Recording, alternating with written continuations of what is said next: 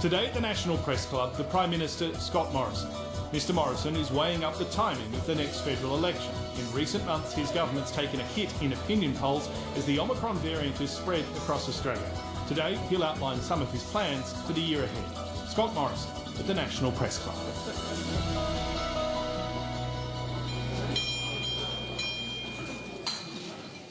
Good afternoon, ladies and gentlemen. Welcome to the National Press Club, Australia in Canberra, and today's Westpac address. My name is Laura Tingle, I'm the club's president. Prime Minister Scott Morrison returns to the National Press Club today for his 16th appearance, 6th as Prime Minister so far, and of course he's also appeared here in various other capacities over the years. As I mentioned last week, the leaders' speeches at the club have unofficially come to be seen as the official commencement of the political year, and this year, more than many others, is likely to be an extraordinary one, an election year in a time of a global pandemic. Last week, opposition leader Anthony Albanese moved quickly to try to set the political agenda. As has been widely publicised this morning, the Prime Minister sounds like he has a veritable smorgasbord of announcements to make today. If you are following the conversation online, you can find us on Twitter. Our user handle is @PressClubAust and our hashtag is NPC. Please join me in welcoming Prime Minister Scott Morrison.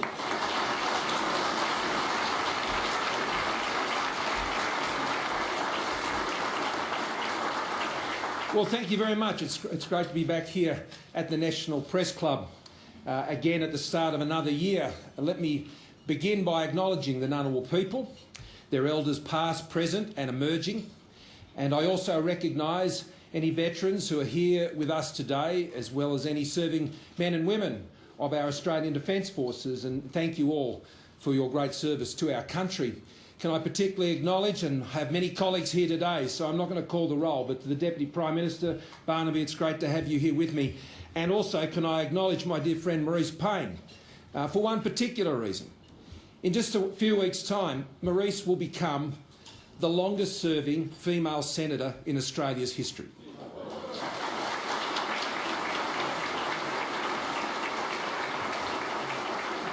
And the longest continuous-serving parliamentarian as a female. And so congratulations to you, Maurice. You're a great colleague and you've served our country incredibly well. And as a Liberal, I'm very proud of you, and as a mate too. The past 3 years have been some of the most extraordinary that our nation has ever experienced. Younger generations have never known anything like it. The succession of natural disasters, from drought to flood, fires, pestilence, a once-in-a-century global pandemic, the recession it caused, has pushed our country to the very limits. It has been tough raising your family, keeping your job, doing your job, especially for those health and aged care workers who we thank for their tremendous service. It's been tough keeping your small business or your farm going. It's been tough keeping your children's education up, caring for elderly relatives, those with a disability, and it's been very tough on them too. Family plans have been disrupted, and worst of all, it's been heartbreaking to lose so many loved ones, especially in recent weeks, and on occasions where we couldn't even come together to farewell them. Our way of life has been completely turned upside down. For so many Australians, I know it's been exhausting, financially, physically, emotionally. And when we thought we might just be breaking free, the rains have come, the cyclone has hit, or a new and completely different strain of the virus, like Omicron, has come and changed all the rules. And I don't doubt many have stayed awake at night after telling their kids, or those they care for, or those they employ, it's all going to be okay. But wondering themselves in the quiet of that night whether it really will be. I can tell you as Prime Minister, I can assure you I've asked those same questions. I've lived with those same doubts over these past 3 years. It's been crushing to visit towns and homes devastated, often with Jen, by storms, ravaged by flood or fires, to walk across barren pastures, to see the queues outside Centrelink or testing centres, to see the empty shops and restaurants, as I saw in Cairns just earlier over the weekend, to see the lives and livelihoods of Australians disrupted through no fault of their own and through circumstances well beyond theirs and our control often. So I understand and I acknowledge the frustration, especially with how this global pandemic has played out over this past very difficult summer. And I want to thank Australians. You've had to put up with a lot. The fact that far worse outcomes have been experienced overseas, which we know, well, that gives some important perspective, but it doesn't soften the blow. And it's fair enough that this disappointment leads you to ask, couldn't you have done more? Couldn't this have been avoided? After all, aren't you responsible? I get that.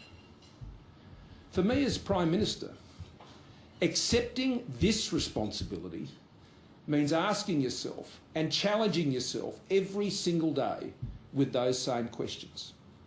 And I can assure you I do. I haven't got everything right. And I'll take my fair share of the criticism and the blame. It goes with the job.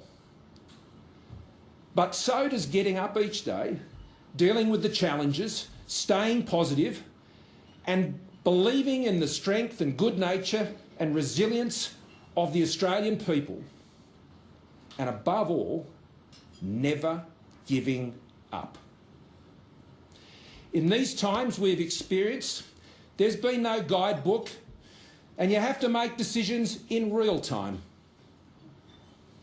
But with hindsight, the view does change, and lessons are learned, lessons that will continue to be invaluable to me and so many of my team who are here with me today, and those who are out there with Australians in their communities, to deal with the challenges and uncertainties that are still definitely ahead. And I'd like to share a few of them with you. Firstly, you've always got to focus on getting the balance right. From the outset of the pandemic, I've said our twin goals have been to save lives and to save livelihoods. This is how we protect our Australian way of life. And I've always sought to balance our health objectives with our broader societal and economic well-being. We must respect the virus, but we must not live in fear of it. You must be prepared to listen to that advice, but also to take the decisions that strike the right balance, because it is we who have been trusted with those decisions. Secondly, you must be very practical. The virus does not care what your political views are. It writes the rules about how it behaves, and we must then write our rules about how we respond. And these rules must be flexible. They will change. There is no set and forget in a pandemic like this. There are times when you have to pull back, and there are times when you have to push forward. And what may have been the right response, absolutely at one point in time in the pandemic, it'll flip on you. And it may not be the right response in a later phase of the pandemic. Thirdly, you must accept that you may lose a few battles along the way. And when these setbacks occur, you must keep moving forward. You can't dwell on the things that didn't play out as you may have expected or liked. When this occurs, the job is to get across the problem and make the changes needed as soon as possible and get on with it. And this is what we did with the vaccine rollout. When our contracted supplies were blocked and the advisory bodies had limited our use of the AstraZeneca vaccine. These were big challenges, but we turned it around. It is what we're doing right now to overcome the supply chain shortages created by the onset of the Omicron variant. It's only been with us 2 months. And this included the supply of rapid antigen tests. Since the beginning of the pandemic, COVID-19 tests have always been free at official testing clinics. Never changed. These tests have been sourced and provided by the state and territory governments. The Commonwealth picks up 50% of the bill, just like those that are going out to schools right now. The unprecedented surge in cases caused by Omicron changed everything. It was like dealing with a completely new virus. The medical advice to government on the use of rapid antigen tests changed, and so did our response. And so since then, the government contracted 78 million rapid antigen tests to help meet significant new demands in the states and the territories and the private sector. Over 652,000 concession card holders have already accessed over 2.7 million free rapid antigen tests through the Community Pharmacy Concession Card Holder Program, which commenced just over a week ago. The government is also delivering 10 million rapid antigen tests to support state and territory clinics. And in our own area of responsibility, around 8 million tests have already been provided to aged care facilities, with the purchasing of those tests beginning back in August of last year. Now, fourthly, you must work together and learn from each other. But understand that everywhere is not the same. We have constantly engaged with experts and governments around the world to share experience, data and information, and they've learned from us, I can tell you. But that doesn't mean that what is done elsewhere is always the right solution for our conditions or circumstances here in Australia. Australia has many differences with the rest of the world. Our regulatory authorities, our seasons, our health and social security systems, our federation, unique. Cut and paste doesn't cut it in a pandemic. And that's why we designed JobKeeper. Rather than go down the UK path for wage subsidies, which others recommended, which we believe would have unfairly provided greater income support to those on higher wages than those on lower wages, and could not have been easily delivered or promptly delivered through our tax system and our payment system. So we said, no, that wasn't a good idea. We won't do that. We'll design a different system. And we did. And it saved lives and livelihoods all across this country. Fifthly, you must have clearly defined principles, grounded in your values to guide your decisions, and you've got to stick to them. Now, I'll outline these at the AFR summit back at the start of the pandemic, and they've included ensuring that initiatives and programs are targeted, that they're time limited, that they use existing delivery mechanisms, that they're proportionate, that they're fiscally responsible, that they're locally relevant, and they're scalable. You must also focus on what you can control and what you're responsible for. A good example is respecting the constitutional responsibilities of the states and the Commonwealth under our federation. The pandemic did not suspend the Constitution or the Federation. It did not change what the states and Commonwealth have always been responsible for. They didn't get any more powers, they didn't get any less. And I've always sought to put the national interest first by seeking to work together with the premiers and the chief ministers through the National Cabinet and not engage in petty fights. That wouldn't have helped anyone. My job was to keep everybody in the room working together. And I've sought to work together to make it work. And finally, never forget that there is more to deal with than COVID.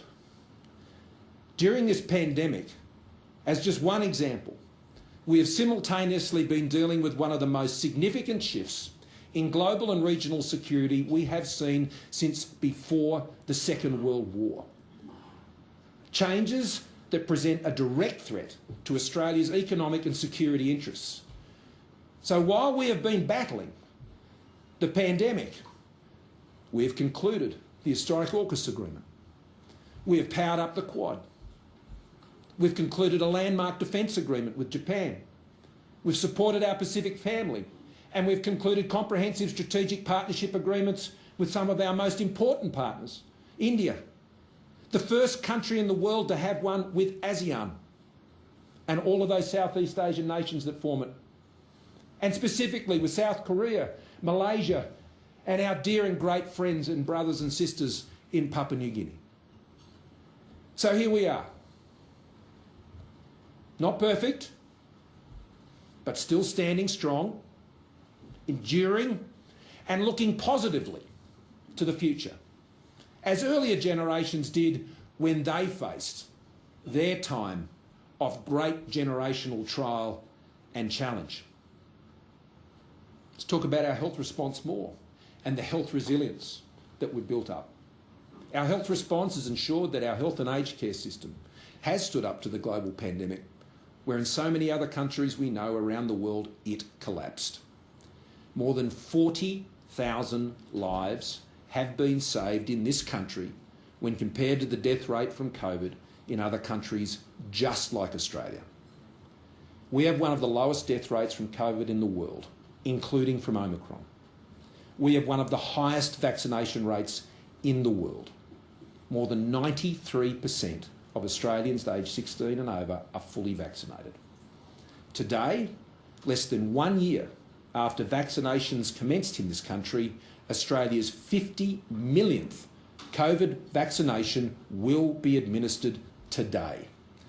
That's around 1 million on average every week, and that's included 8 million doses of boosters. We're also one of only a handful of countries, a small number, that are able to vaccinate children safely down to the age of 5. And since the pandemic began, our government has committed an additional $40 billion to support Australia's health response to the pandemic. It's more than Medicare and the PBS in any given year. This has included going 50-50 with states and territories, with over $8 billion provided to states and territories for the things they are responsible for: health systems, managing the pandemic, hospitals, testing, workforce costs.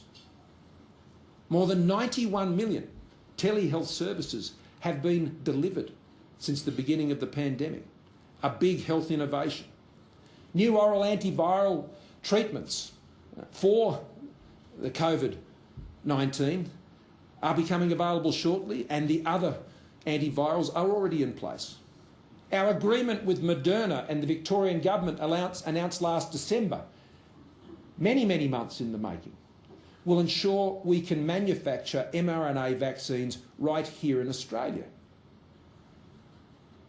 That adds to our support for ResMed manufacturing ventilators in Western Sydney, Medcon's mask manufacturing in Shepparton, Aspen's medical manufacturing of PPE in Brisbane, Innovation Scientific's production of TGA-approved rapid antigen tests in Western Sydney, and of course CSL's manufacturing of vaccines and antivenoms in Melbourne. We've been making this stuff here. Of course, none of our health comes, though, would be possible without the hard work, the long hours and dedicated care offered by our frontline health and aged care workforce, the true heroes of this pandemic. Their resilience over the past 2 years has been nothing short of inspiring, and that's why I'm announcing today the government is providing, again, a further $209 million to support the aged care workforce to continue to care for older Australians through this pandemic. Now, this is a responsible commitment that builds on the $393 million already provided over 3 payments to 234,000 aged care workers earlier in the pandemic. It worked. We're doing it again. In coming months, 2 bonus payments of up to $400 each will be paid to aged care workers, including those providing direct care, food or cleaning services.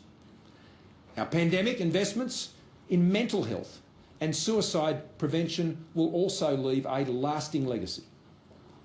While every death by suicide is a tragedy, every life saved is a great blessing. Official figures show that while demands for mental health services surged off the charts during the pandemic, remarkably, death by suicide rates across the country actually fell and have remained at those lower levels. That's extraordinary. We funded services that did a brilliant job of saving lives. $1 billion in new funding for services such as Headspace, and shout out to Pat McGorry, been a great advisor to us and friend through all of this pandemic. Lifeline, to John Brogdon and the whole team there. To Beyond Blue, Kids Helpline. Beyond Blue with Julia. Kids Helpline, reach out, head to health. They have done such an amazing job being there for Australians in their darkest hour. Our National Mental Health and Wellbeing Pandemic Response Plan was announced in May of 2020.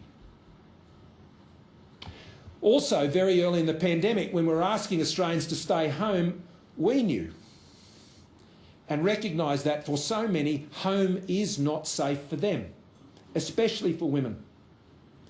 And in March of 2020, as part of our $150 million COVID-19 domestic violence support package, we provided $20 million to boost capacity for Commonwealth programs including 1800 Respect, Men's Line and the Help Is Here campaign.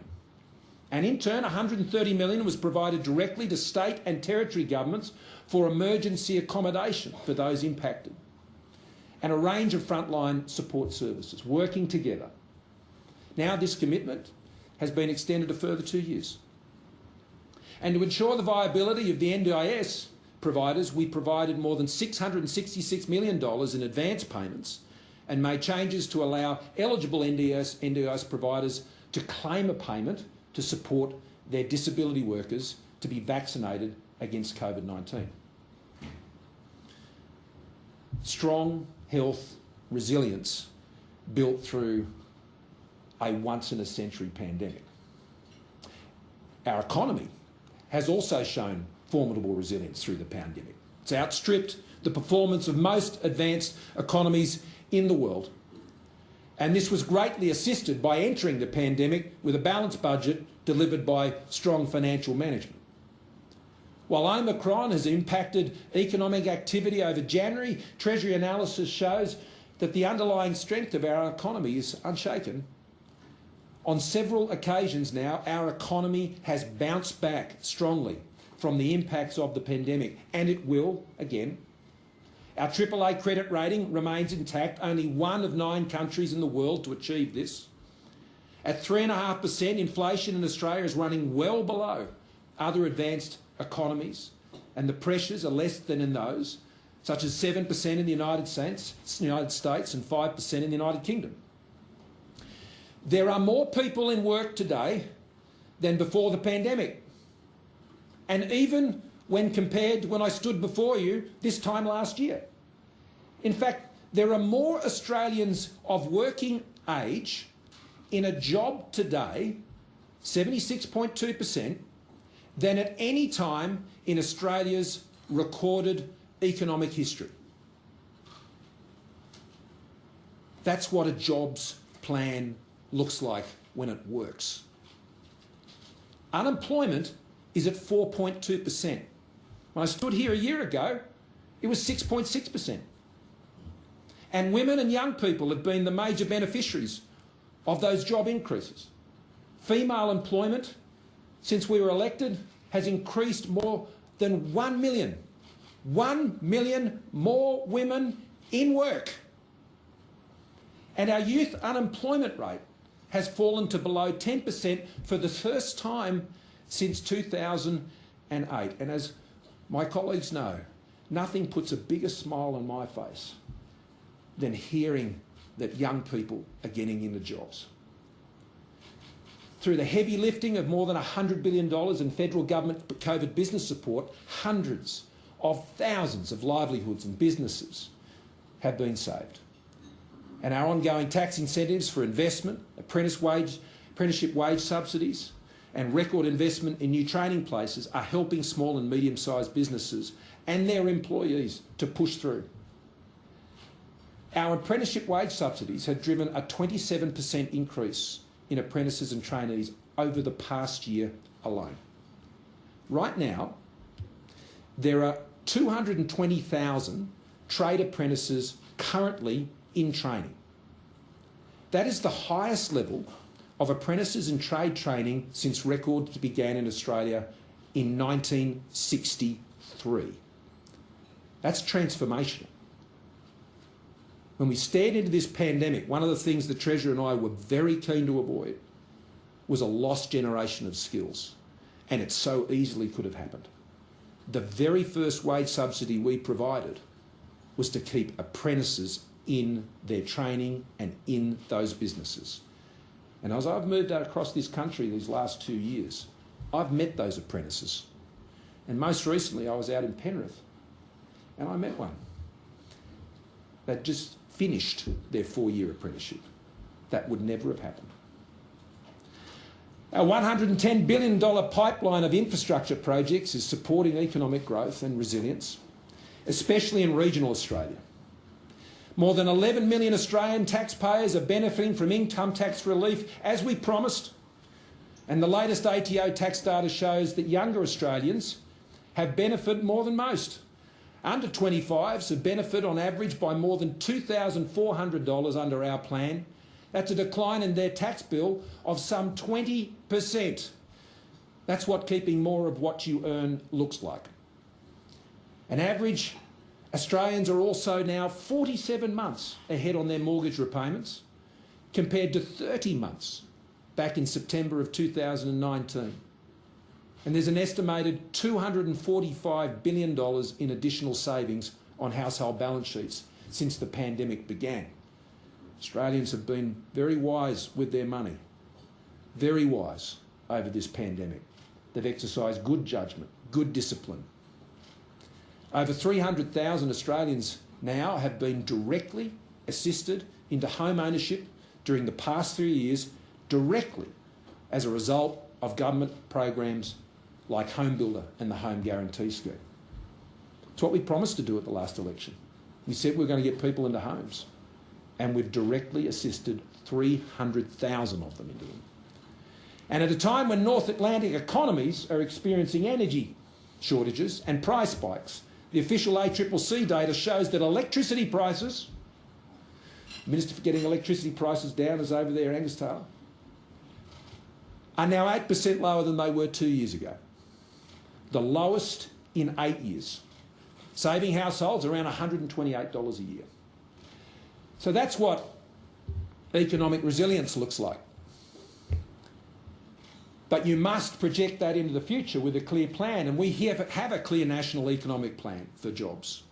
In 2022, our focus is squarely on locking in our economic recovery to create jobs, and more jobs.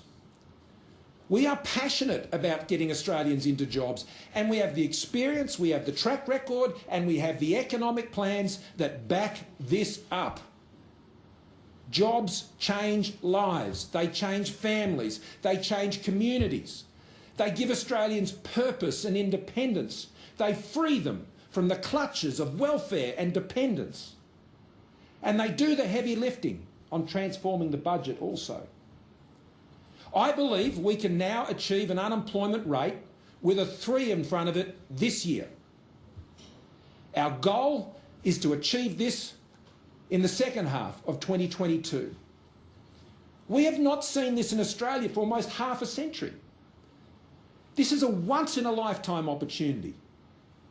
What it means, unemployment with a 3 in front of it, is that as our economy changes, there are jobs to go to, enabling families and local communities to plan for their future with confidence. It means that when our kids leave school or finish their apprenticeship or university, they can focus on the job they aspire to rather than worrying about whether they can get a job. There is no more important vision than having a country where we enable our kids to realise their dreams about what they want for their life. And this fits with our broader vision as a government for Australia, the Liberals and the Nationals together, where Australians can live the life they choose for themselves and make their own way, to run their businesses, to get that job, to get the skills they need to achieve their goals, to own their own home, to raise and educate their kids the way they want to do it, to be able to save for their retirement and not get into too much debt, and take that occasional family holiday, to give back to their community wherever they can, as they want to, including taking care of that local environment that they prize, and to live in a country that is safe and secure. These are what I describe as the great Australian aspirations, and they depend on a strong economy. A strong economy means a stronger future, and this cannot be taken for granted. As we approach this year's election, this means strong economic management is more important than ever. Our National Economic Plan has enabled us to drive our economy, as I've demonstrated, through this pandemic. The plan seeks to create jobs by securing our economic recovery from COVID and setting Australia up for the future. The plan has 5 core elements. You've heard me talk about it before.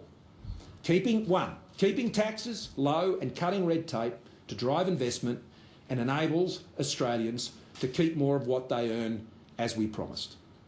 Secondly, investing in the infrastructure and skills development and growing our workforce to meet the demands of a growing economy. Thirdly, delivering the affordable, reliable energy that Australian businesses and especially regional economies need to power their futures ahead, while reducing our emissions to achieve net zero by 2050 and reducing household electricity bills. Fourthly, making Australia a top 10 data and digital economy by 2030. And fifthly, securing our sovereign manufacturing capability, unlocking a new generation of high-wage, high-skill, high-tech jobs. Now, this plan, I want to stress, has another important overarching objective, and that is to ensure that we grow our economy and we grow Australia in a way that we grow together and not apart. That means not just in our cities and our suburbs, but in our regions and our towns and our remote communities. We must grow together. And that's something I think the Liberals and Nationals bring together in what is quite a unique coalition for this country and is so important for Australia's future. I've spoken before about many elements of this plan, and I will do so again, you can expect, in the months ahead. And there'll be further announcements to be made. Of course, there's a budget at the end of March. Today, I want to conclude, though, by announcing how we are going to take our modern manufacturing strategy to the next level. First, instigated by Karen Andrews, who's with us here today as Minister for Home Affairs. And we're doing that by fusing it with greater investment in our world-class university research capabilities. Our modern manufacturing strategy has set out clear principles to build new sources of growth and scale in 6 key areas where Australia has significant comparative advantage, strategic interests and the capacity to harness new opportunities. Medical products, food and beverage, recycling and clean energy, resources technology and critical minerals processing, defence industry and space. To date, we have committed over $312 million in funding to boost manufacturing capability and supply chain resilience, leveraging $677 million more in private sector investment. We now need to better link and leverage our world-class research sector to boost these efforts. 85% of Australian research is rated officially at or above world standard. Yet we continue to underperform frustratingly in achieving commercialisation outcomes. We need to shift the focus from citations to commercial success. We need to accelerate the forging of linkages between Australian industry and Australian university researchers. We need to develop a new breed of research entrepreneurs here in Australia so they can create the new products, the new companies, and most importantly, the new jobs. The government's University Research Commercialisation Plan will align these research priorities with our modern manufacturing strategy. We're going to fuse them together. It will focus research effort on the same 6 manufacturing priorities. In November, I announced the first element of this plan, one I'm particularly excited about, the Trailblazer Universities program. This will see eligible universities undertake reforms, including to intellectual property arrangements, and provide clear promotional pathways for academic researchers engaging in commercialisation activities. Now, the first step is underway. There are 8 university proposals shortlisted to share in $243 million of investment, working closely with industry partners. And regions, they're going to do great in this program. They really are.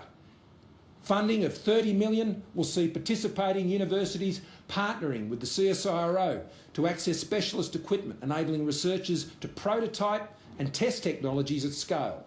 And today I'm announcing the cornerstone of the government's new approach to turning great Australian ideas into commercial success.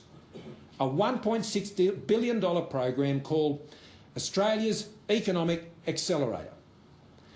In driving commercialisation, the key policy challenge surrounds the so-called valley of death, where early stage research is frequently not progressed to later stages of development because of the risk and uncertainty about commercial returns. Now, some years ago when I was Treasurer, we changed a lot of the tax rules to deal with that. We know it's not insurmountable. Other countries have been able to do this and made a better fist of this, solving this problem, particularly in the United States. And our own expert panel that we pulled together, who I thank for their great work and the input and their collaboration, made a point of this in looking at this evidence. Australia's Economic Accelerator will be a stage-gated competitive program designed to attract projects at proof of concept or proof of scale and their level of commercial readiness for both, but with high potential. It will allow Australian innovators to access funding opportunities for each stage of their project, provided they can continue to prove project viability and, importantly, commercial potential. Industry involvement and engagement is required. It's absolutely necessary at every stage.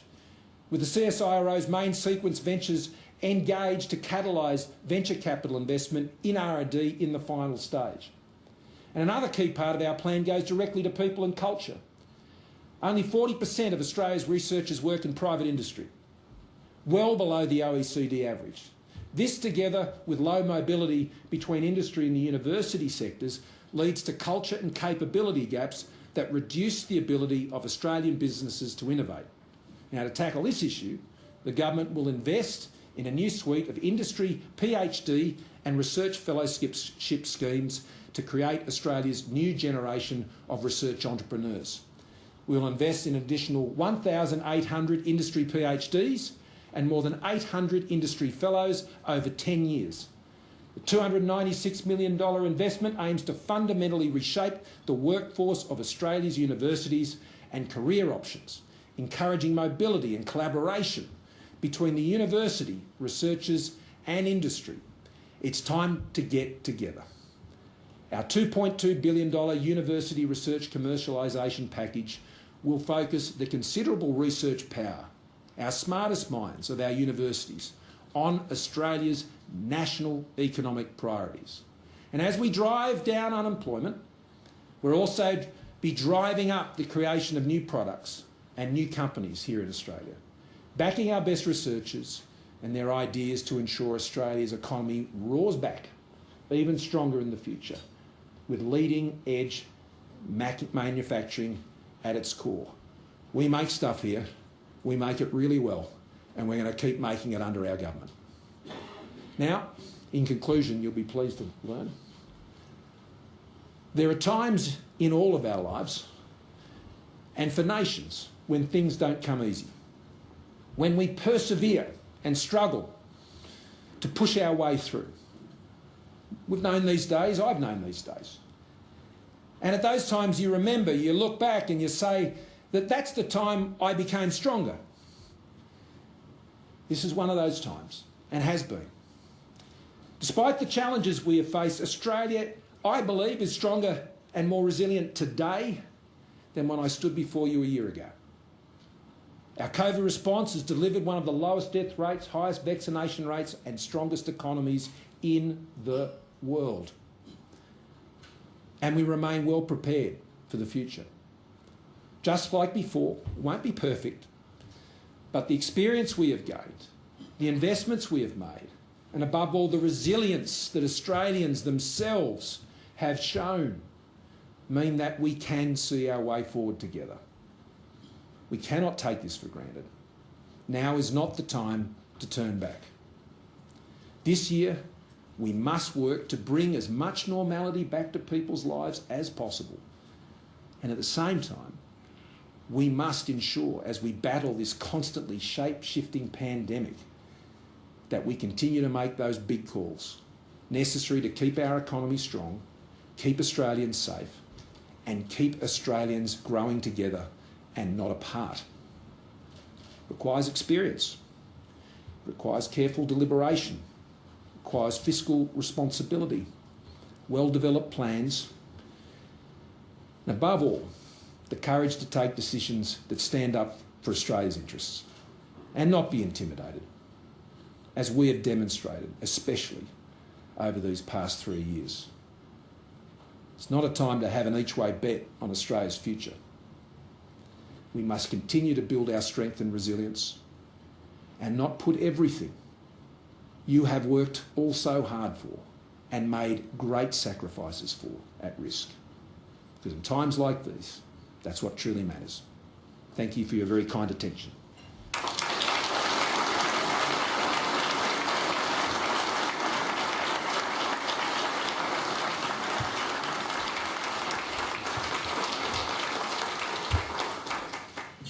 Thank you, Prime Minister, for that very extensive address.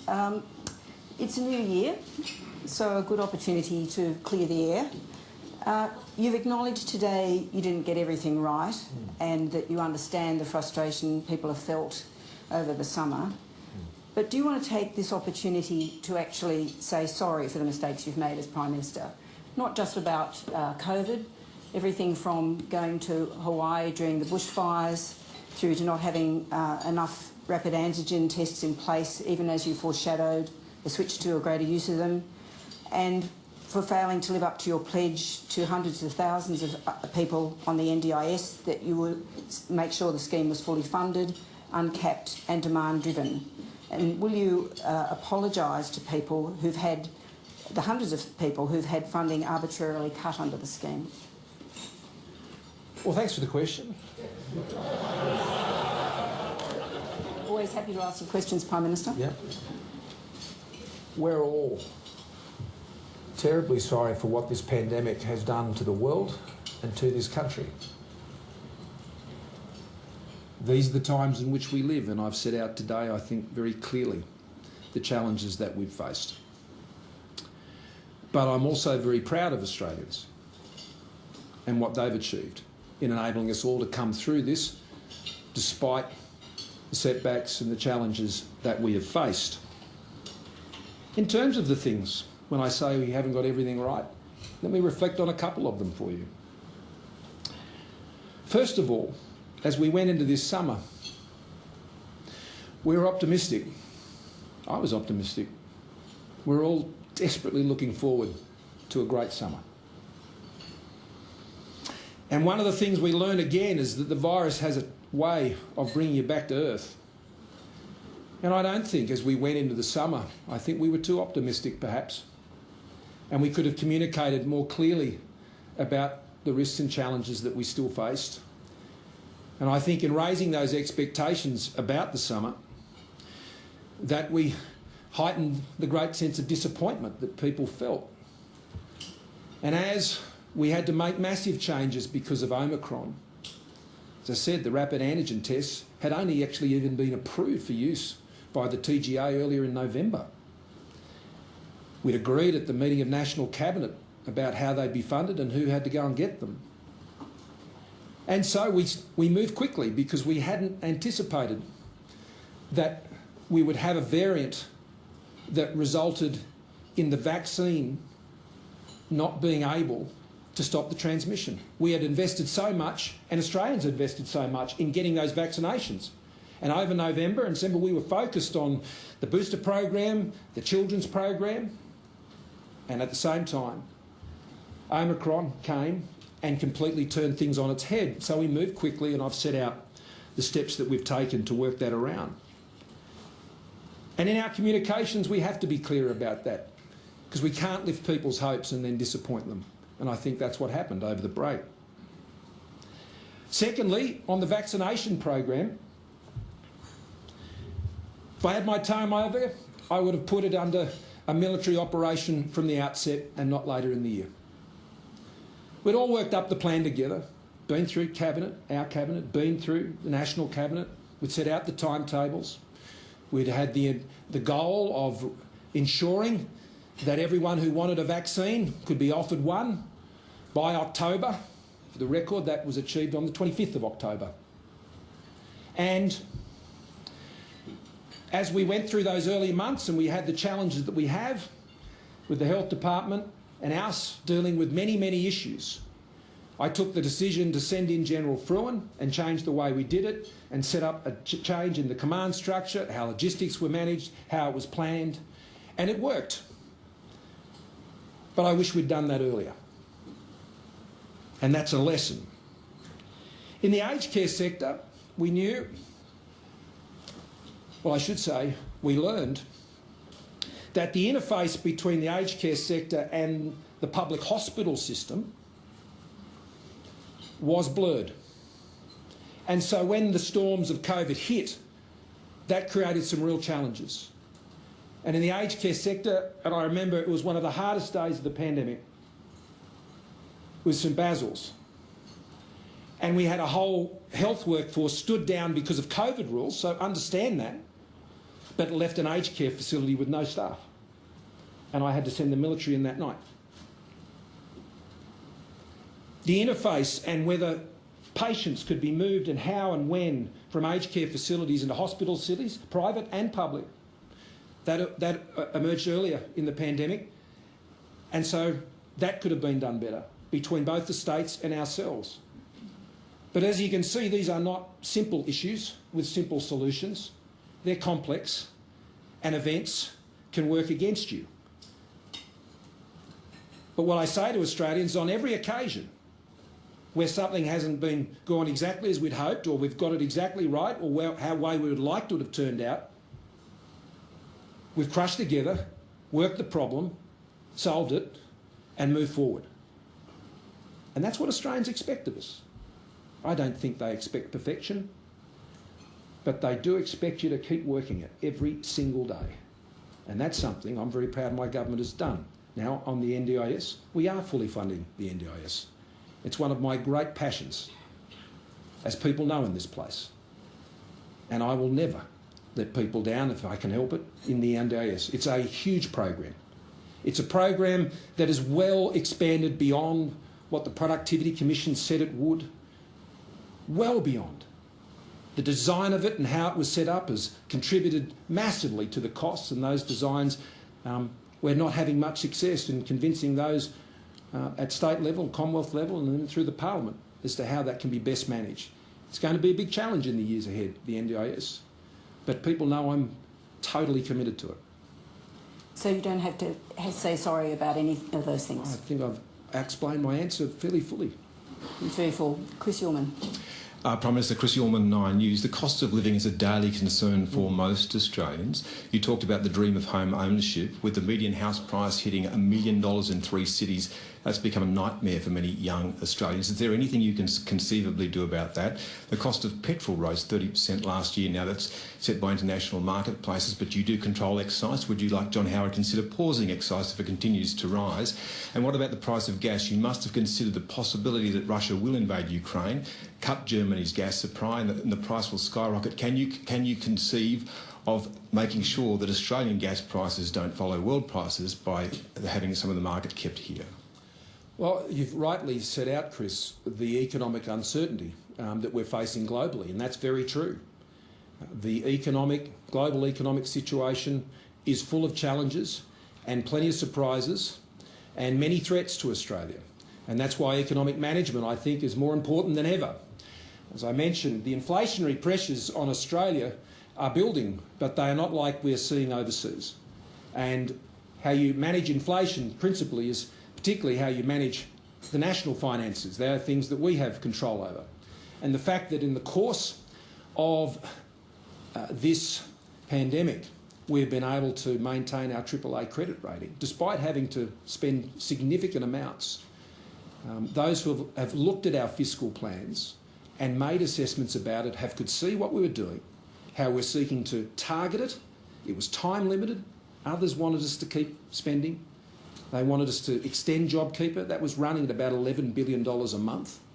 They wanted us to pay for things that people are already doing on vaccines. They wanted us to spend money, some $13 to $18 billion on things that were better targeted to those who needed concessional access and needed on those tests. So how you manage your budget is very important about how you control inflation. And we have a good track record on that. On home ownership, it's always hard to buy your first home. It's terribly hard, and particularly in the city I'm from, in Sydney. I remember it, Jen and I remember it ourselves. It's hard. And it's still hard, and I'd argue even harder. And that's why at the last election we came up with, I think, some very effective programs that, we can't manage what happens to house prices, but we can help people get into homes. And our government has helped 300,000 Australians to get into homes. 300,000. And Australians have wisely, built up their own storehouses during this pandemic to deal with these shocks that are coming. They said 47 months on average ahead of their mortgage payments. That's discipline. That's wise. And so Australians, together with the government, are going to continue to, I think, to exercise responsible judgment about our finances. Invest in the things that help grow our economy, because a strong economy then enables you to guarantee the essential services that Australians rely on, like the NDIS, like health, aged care. If you don't have a strong economy, you cannot pay for the NDIS. So that's why these things are important. So I acknowledge, Chris, that these are great pressures. An 8% fall in electricity prices. Now, who was predicting that 3 years ago? But we said we were going to get electricity prices down, and the measures we've put in place have helped that outcome. So we'll keep pursuing those policies, and there'll be more, to help people get that first start in their home, as we have seen, and to ensure that we keep downward pressure, whether it's on inflation or interest rates, to ensure that Australians can continue to get a go. But if you lose control of the financial and economic management levers, then Australia's worst fears on the economy would be realised. And in the issue of Ukraine, I should say, this is a very distressing and concerning situation. You've asked specifically about what it means for gas prices. Well, we have the security mechanism here in Australia, and we know how that can be used. Australian gas must be for Australians, but there are also opportunities for our gas producers who've invested billions. And so on both of those issues, I think we will manage them carefully and in Australia's national interests. Claire Armstrong. Thanks, Prime Minister. Claire Armstrong from the Daily Telegraph. Many Australians viewed the responses to the events in Parliament last year as representative of the experiences and the treatment of women everywhere. You've had multiple reviews. You've got the Jenkins report on your desk. There's been a staff training video and a hotline. But what actually makes Parliament and political offices more safe for women now than they were 12 months ago? Well, I'd say the most important thing that has happened is we now have an independent complaints mechanism. This was one of the key recommendations and the one we have acted on. And we've done that together as a Parliament. Together, and that, I think, assists everybody who works in that building, not just the politicians and their staff. That process that we examined closely, that let down so many a year ago and before, has been significantly changed, and for the better. And we have learned from those times. And I believe it's safer today than it was a year ago because of those changes and the brave stands that people have taken on these issues. And I've listened carefully to them and reflected on them. And we'll continue to work to ensure that those processes work for people. Because if you find yourself in that situation, it's incredibly important that there are those that are there to help you and support you, to be able to make good decisions for you and to address the things that you need addressed to make the place safer. And so the independent complaints mechanism that we've put in place and the counselling support and the other things that sit around that, I think provides an environment, should God forbid that ever happen to anyone again, that they will find a situation very different to the one Ms Higgins found herself in.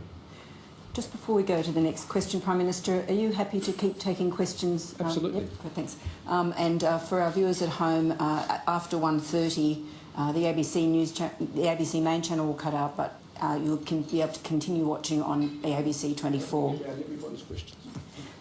Be here for a long time. Mark Riley. There might be a few. Prime Minister Mark Riley, the 7 Network. On your bonuses for aged care sector workers, which have been generally accepted as a good thing, although some suggest in the shadows of an election they sound like how to vote checks. The sector says, and the workers say, what they really need is an increase in their base rate of pay. These are appallingly low-paid workers doing extraordinary work, not just in the pandemic, obviously much more obvious during the pandemic, but every day for our older citizens. Labor says it will intervene in the Fair Work Commission case to argue for an increase in their base rate. Why won't your government do that? Well, let me address your first question. The $400 payments, retention payments, that's what they effectively are. We've already done this once before, and we know it works. And with the workforce challenges we've had, particularly over Omicron, that's why this has come about, not for any other reason as suggested. What we're doing here is helping the aged care providers give that support to aged care workers during this pandemic to be able to keep them there working in those facilities, which is incredibly important. That's what it's designed to do, and we know it was effective last time, and we believe it will be effective again, and it needs to happen now, and it has been done in consultation with the industry as well, one of the things that they have been calling for, as we've responded to the Omicron variant. So that is why we're doing this. We've done it before, and we're going to do it again, and we believe that will help manage the significant demands on those workers themselves, as well as the aged care facilities. Now, the other matter, I've noticed the suggestion made by the Leader of the Opposition. I haven't heard how he proposes to fund that. I don't know what he estimates the cost of that will be, and how he would work that through. So that's for him to explain as to how he can pay for the things he tells Australians he thinks he can do. I've always been, I think, pretty upfront about that sort of thing. And there's a process underway, and we'll let that process follow its course, and we'll, of course, have to absorb any decision that is taken there. And that's the way I think these things should be dealt with. But, you know, we've all had experience with those who've worked in aged care, particularly if you've had a parent who's been in palliative care, end-of-life care, and we're incredibly grateful. And there are many things we want to do in this country, and we want to encourage them to do that. And the aged care workforce strategy, which has been worked together by the Minister for Health and Aged Care and the Minister for Workforce, Stuart Robert, will further address our plans to support the aged care workforce, and we'll have more to say about that. Andrew, I can assure you our plans will be costed, our plans will be funded, and we'll know how they work. Andrew Clennell. Andrew Clennell from Sky News, Prime Minister. We've got up to 100 Australians a day dying with COVID, a low booster rate, inflation, indoor businesses in Sydney and Melbourne on their knees without your support. What are you going to do about these problems? Have you lost touch with ordinary Australians? And on that theme, off the top of your head, can you tell me the price of a loaf of bread, a litre of petrol and a rapid antigen test? Well, let me talk to you about a couple of things on that point. First of all, during the pandemic, you can't pay for everything because it all has to be paid for. Over the course of this pandemic, we have provided over $100 billion in economic support. JobKeeper being the most significant, and that has saved businesses across this country. And we're doing that at a time, and the COVID disaster payments as well, when we had shut businesses down. Not the virus, the government took decisions to shut businesses down. And of course, in those circumstances. But one of the things we have to be very mindful of, Andrew, is that this thing isn't over yet. It's not over. The next variant could have any number of permutations to it. And so when we decided to do JobKeeper, we said it's going to start and it's going to finish. And people asked the Treasurer and I the same question that you're asking me now. Why are you pulling JobKeeper away? Because that's what you do when you're responsible and running a government. You can't say yes to everybody all the time. And you have to do things which ensure that you've got your government and your bank balance as a government able to deal with the next challenge. I mean, our opponents wanted to keep it going. They would have spent $11 billion a month. Keep going. They would have spent $6 billion paying people to have a vaccine they'd already had. And $13 to $18 billion on tests, when free tests were already available to those who needed them and those who are on concession cards who needed them and have equitable access to them. So these are hard choices, Andrew. They're very hard choices, and you make them every day in a pandemic. Now, I'm not going to pretend to you that I go out each day and I buy a loaf of bread and I buy a litre of milk. I'm not going to pretend to you that I do that. And I'll leave those sort of things to you, mate. And you can run it. But the point is, I do my job every day to ensure that those things are as affordable as they possibly can be for Australians every single day. As I said, our inflationary pressures in this country are lower than what we're seeing in other countries. And it's important that we ensure that people are able and have the resilience to deal with those economic pressures that come in, just like my answer earlier. You know, it's going to be tough in the months and years ahead. There is going to be strong economic challenges. And you've got to make decisions in real time and ensure that you've got the capacity to deal with the challenges that are yet to come. And that's what people will get from me. That's what responsibility looks like. Not saying yes to everybody and telling them everything they want to hear, saying one thing to them in one part of the country and another thing to them in another part of the country. You don't get that from me. I've got it from both of my previous opponents politically. And I think Australians make a judgment about that, about whether they actually have the responsibility and the discipline to carry what is a very weighty office. And I just remind my colleagues that we're asking one question each. Thank you, Andrew Clennell and Andrew Probyn. PM Andrew Probyn from the ABC. As you've indicated in your speech, you've recognised that people are very disappointed, angry over summer. Your colleagues say that anger with you is very high on the ground too, and that your disapproval rating, recognised in the news poll, it's on 58 disapproval, to remind you, negative 19% approval rating, that you are a drag on the coalition vote. Why are you the best person to lead the coalition to the next election? I have a great trust in the Australian people. I think they're very wise and I think they're very discerning. I think they take elections very, very seriously because they know the consequences. And there's a difference between answering a phone and walking into a ballot box and making a decision that has consequences. And I know from my own experience that they will weigh these things up in the months ahead. And they will make careful judgments about what's important. And they know that the times we face are very challenging.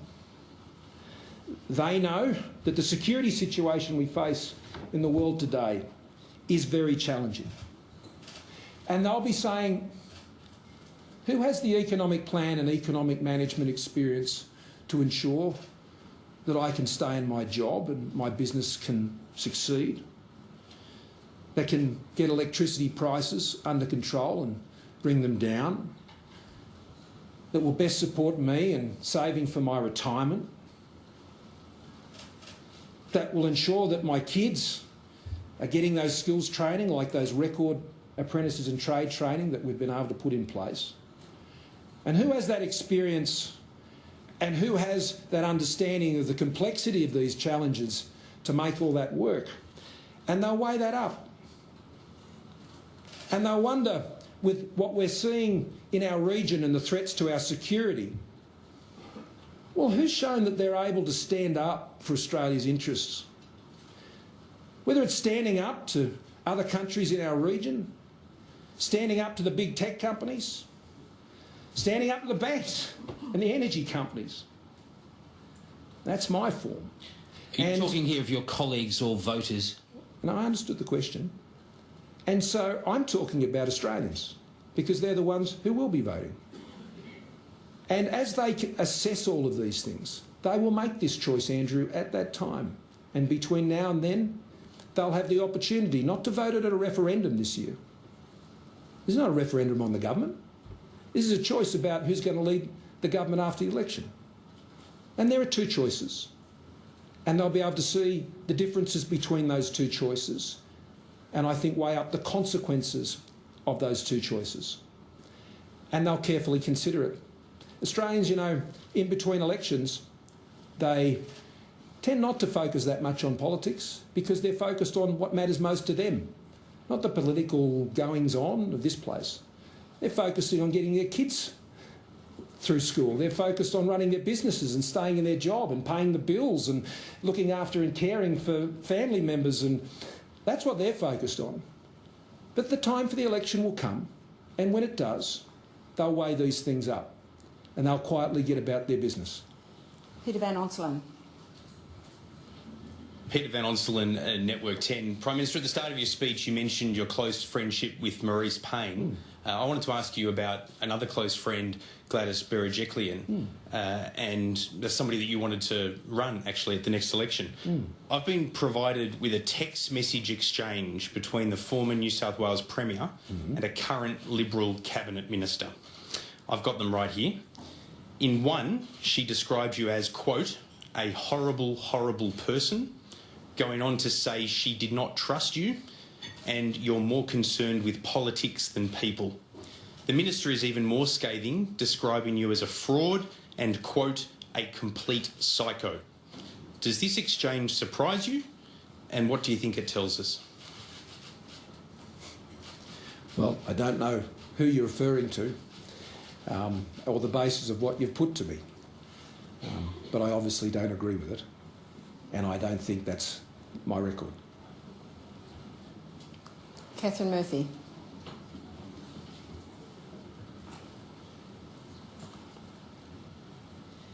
Apologies, that changeover was less than elegant. Prime Minister, I want to take you back to aged care, which you referenced a moment ago. Now, more than 400 aged care residents have died of COVID since the beginning of January. There are active outbreaks in about half of residential aged care facilities as we sit down to lunch today. And the booster program for aged care is running behind where it needs to be. Now, a second ago, you acknowledged the problems in aged care in the first wave. Obviously, there were hundreds of deaths then. And you presented aged care as a lesson learned. Doesn't this suggest that the lessons haven't been learned? And in terms of taking responsibility, that was an important theme in your speech. You've got to know what you're responsible for and what you're not. Aged care is absolutely the responsibility of the Commonwealth. You fund it and you regulate it. So why do these errors keep being repeated for a cohort of Australians who are frail, vulnerable and at risk during the pandemic? Well, thanks, Catherine. As of now, let me say this first. Every single death, some 3,750, of Australians that we have lost is a terrible loss. Every life saved is a great blessing, as I said also. In the course of this pandemic, many lives have been lost. In the course of this pandemic, many, many lives have been saved. That is the reality of a global pandemic, and I think Australians understand that. You made some points regarding the booster shots. 99% of aged care facilities, I'm advised, have been and will be around today, will have been visited to offer those booster shots. We have not mandated the taking of boosters by aged care residents. We have for aged care workers, but not for aged care residents. Some 61%, as you know, and every death is tragic, in aged care have been with those residents who are in end-of-life care.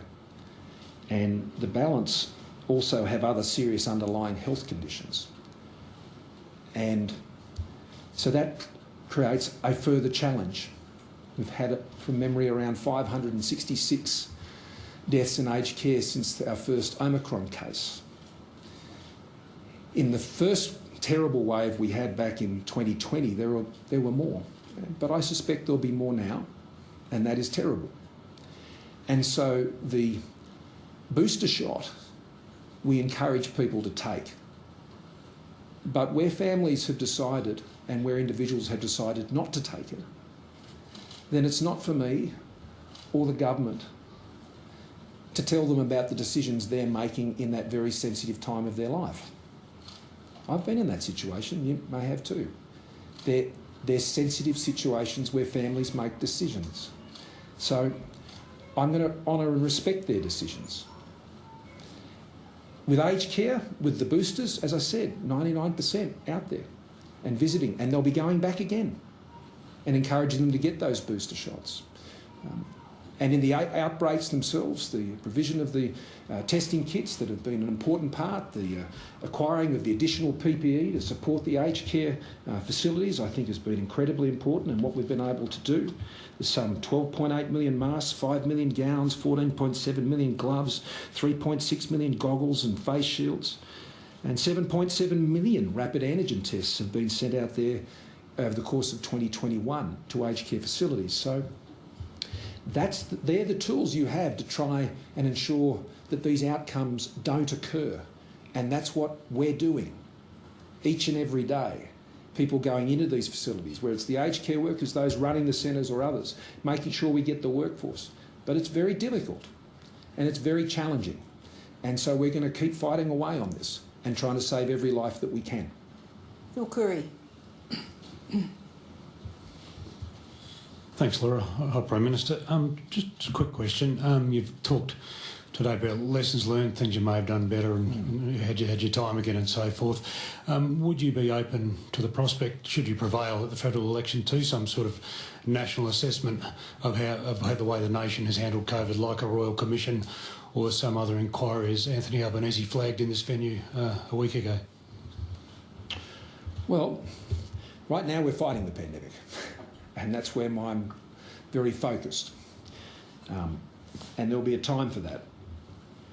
One of the first things we did in the start of the pandemic, and I offered it to the Leader of the Opposition, is we set up the Senate inquiry. So we've actually had a Senate inquiry effectively following and inquiring into our handling of the pandemic right from the start, concurrently. So not something after. We actually set up a parliamentary inquiry with our, those who are not our political opponents, who've had the opportunity. There have been some 56 hearings of that committee, some 211 hours of cross-examination of health officials and others who've been involved in our response. So I would say that is set up, I think, a very transparent process everything from vaccinations to aged care to the important challenges of addressing the needs in our Indigenous communities. So we have shown right from the outset a preparedness for that to be available.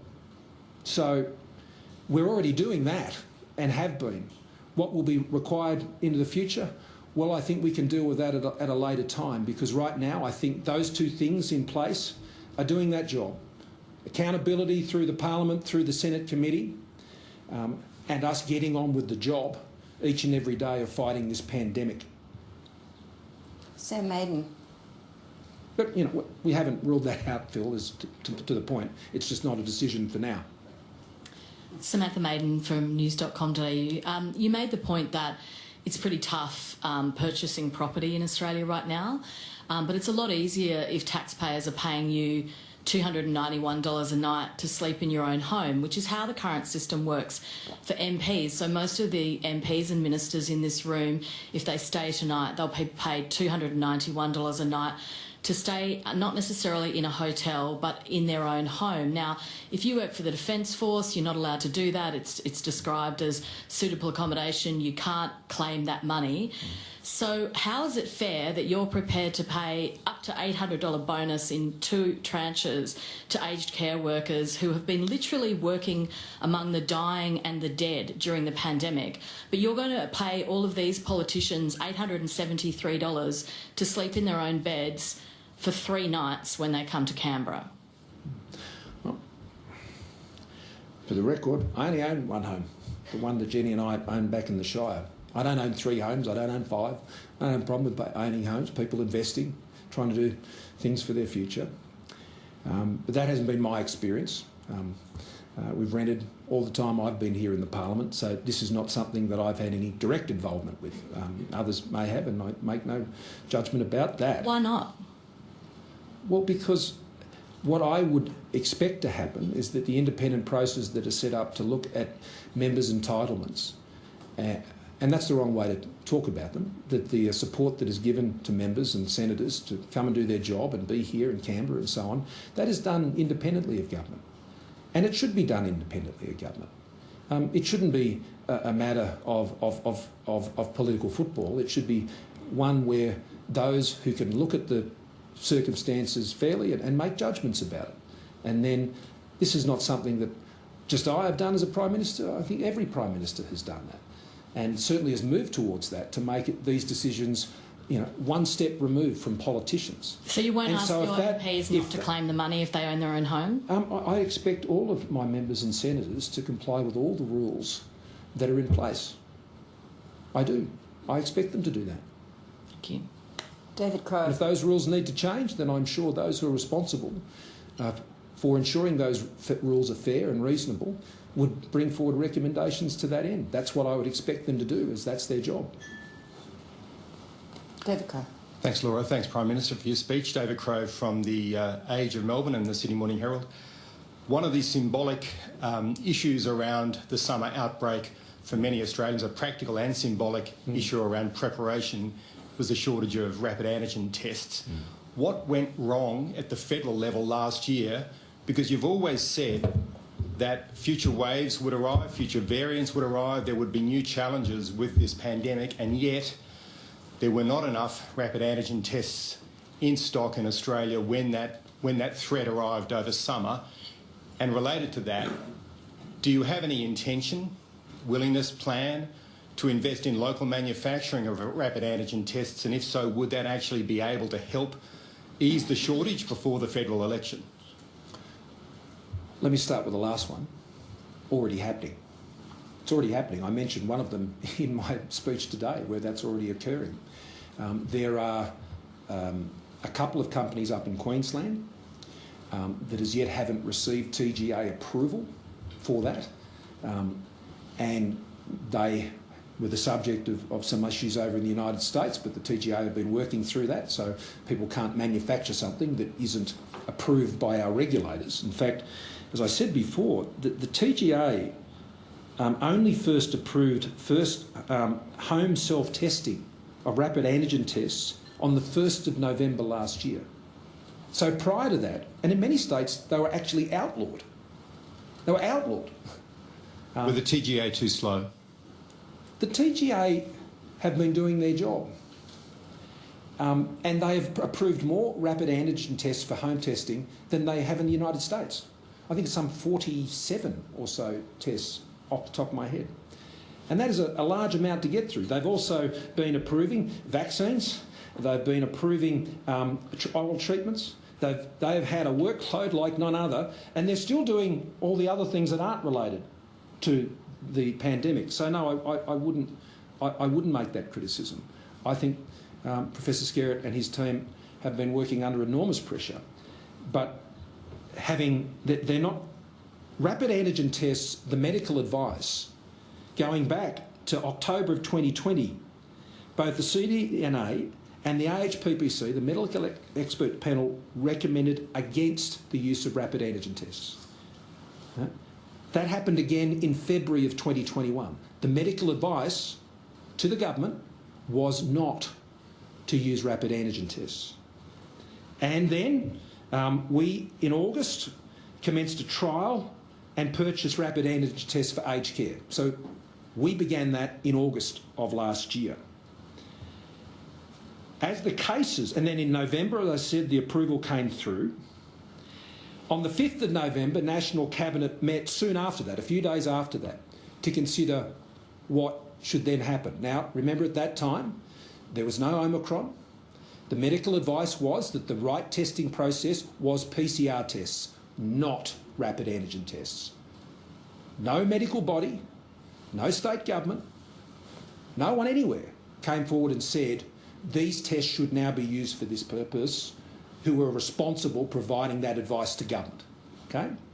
And the reason for that was we were in Delta and we were focused on getting the vaccinations in place because that is what would prevent the transmission, because it was effective against transmission. What happened with Omicron is that flipped it completely, and it did it within a matter of weeks.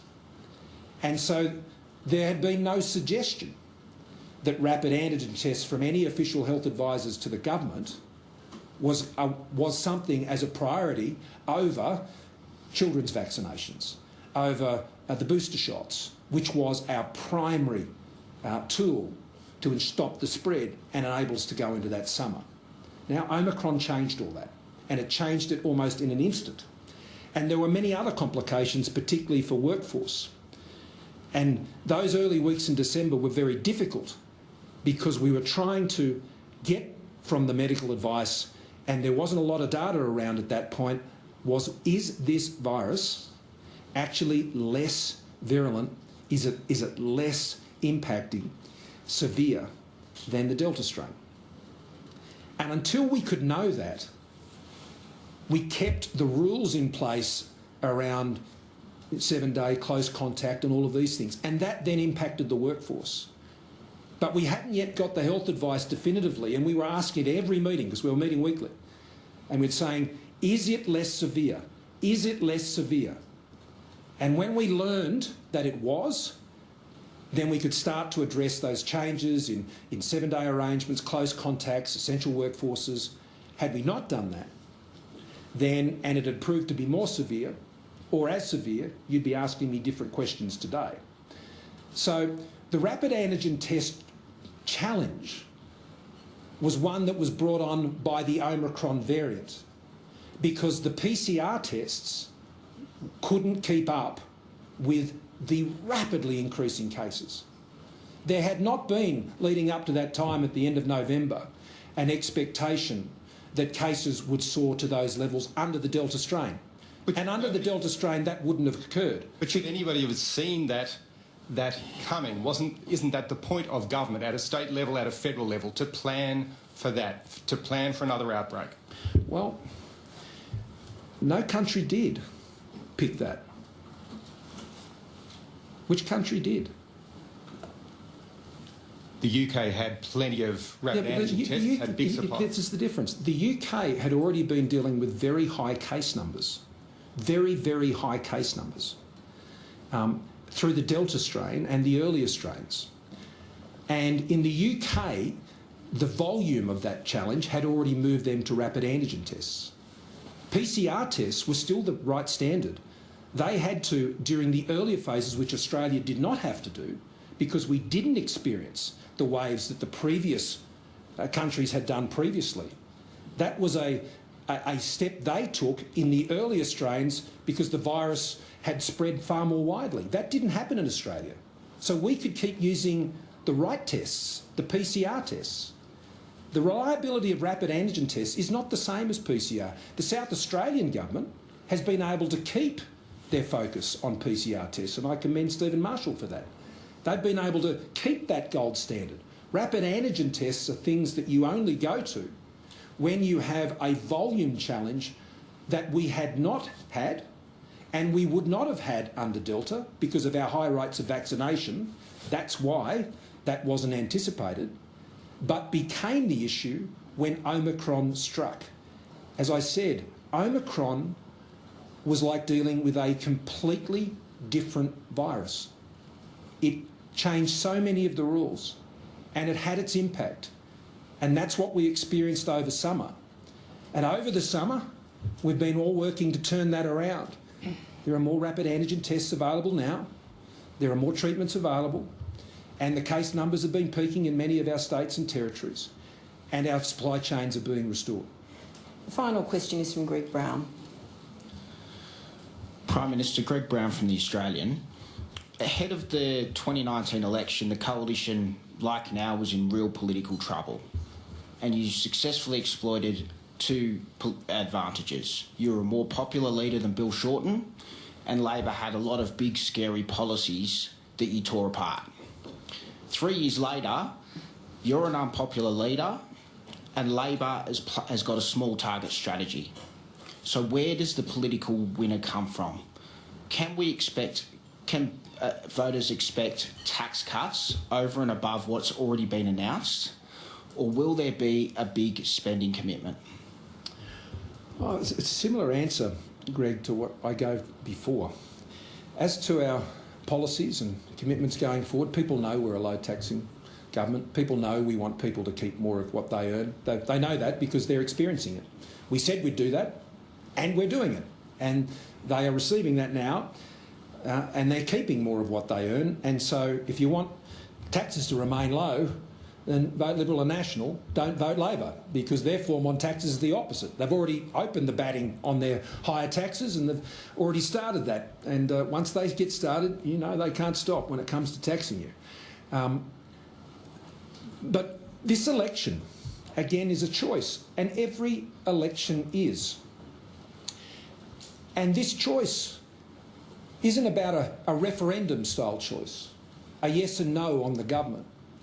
It's about, do you want the Liberals and Nationals, with myself as Prime Minister, with our record on economic management and national security that keeps Australians safe, keeps our economy strong, that pays for the NDIS, that pays for aged care, that enables us to battle this pandemic, that shows responsibility even when responding to those challenges with the nation's finances, which means your job, your business, and all of these things are more secure?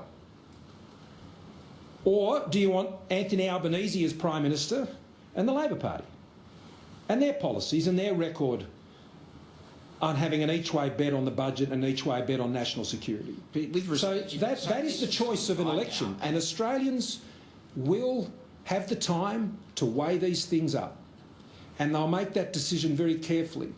They'll be very aware, I think, by the time we get to the election, about the world we will face and the country circumstances that we'll face in the years ahead. They've been quietly getting about their lives these last 3 years. The things that we said we'd do, we've done. We have. But the economic... And we will get on with that job, and they'll make their judgments about who they think is best able to deliver them a strong economy and a stronger future. And our government's record, and my record as Prime Minister and as Treasurer, I think speaks to both of those things. And when you talk about experience, well, I've delivered 3 budgets as Treasurer. I've delivered 3 budgets as a Prime Minister with the Treasurer. I've sat around the national security table dealing with some of the biggest challenges this country has faced over the last 8 years. I've sat around the Expenditure Review Committee of Budget for the last 7 budgets. that experience counts when it comes to dealing with the challenges that Australia is going to face. And it's not just me. I look around this room at Maurice and Peter, Karen, and Angus, Barnaby. I look around the room of people who have been in the trenches battling this pandemic and the hard circumstances we're facing regionally over these last particularly 3 years, standing up for Australia, standing up to those who would seek to injure our interests. That requires strength. It requires a calm experience. And Australians will make that choice, and I'm looking forward to it. Prime Minister, thanks for your time today. And as is often the case, we will be giving you this very nice card as a guest speaker to be a member of the club. Thank you. And we're just wondering whether you would take up the opportunity of debating Anthony Albanese here or in any other place during the campaign. Well, it's interesting you ask, because I remember standing right here with Bill Shorten, and Sabra was the was over here, was it? And Sabra asked me, would you agree to have a debates commission? And I said yes, and Bill said yes. Now, Special Minister of State is sitting at the back there, Ben Morton, and he has developed such a proposal and has been working, as I'm sure you probably know, with the media and with others, the political parties, to seek to establish such a commission. I support it. Anthony Albanese doesn't. So I'm sure there will be debates, and we'll have to go through the usual process that happens. I think it's better to have an independent process like the one that we were recommending, to avoid all those shenanigans and games that opposition leaders like. I don't know why he doesn't support an independent debates commission. I think it's a good idea. I said I'd do it. Bill said he'd do it. Anthony says he won't. Will you do a debate, though? Of course I will. Of course I will. We'll be debating lots. Please thank the Prime Minister. Thank you.